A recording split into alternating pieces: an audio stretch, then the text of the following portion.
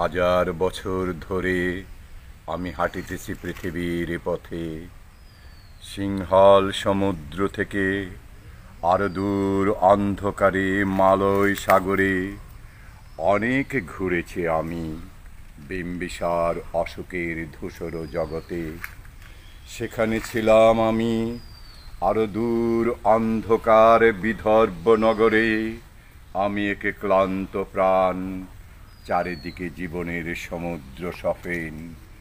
আমারে দুদণ্ড শান্তি দিয়েছিল নাটোরের বনলতা সেন।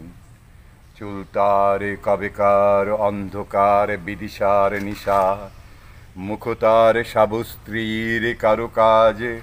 অতি দূর সমুদ্রের পর হাল ভেঙে যে নাবিকে হারাইছে দিশা।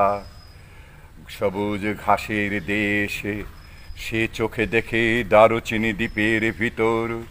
তেমনি দেখেছি আমি তারে অন্ধকারে, বলেছে সে এতদিন কোথায় ছিলেন।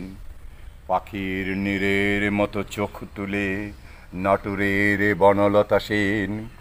সমস্ত দিনের শেষে শিশিরের শব্দের মতন সন্ধ্যা আসে। ডানার রৌদ্রের গন্ধ মুছে ফেলে চিল। পৃথিবীর সব রং মুছে গেলে পাণ্ডুলিপি করে আয়োজন। তখন গল্পের তরে জোনাকির রঙে ঝিলিমিলি সব পাখি ঘরে আসে। সব নদী ফুরায় জীবনের সব লেনদেন। থাকে শুধু অন্ধকার মুখোমুখি বসিবার বনলতা সেন।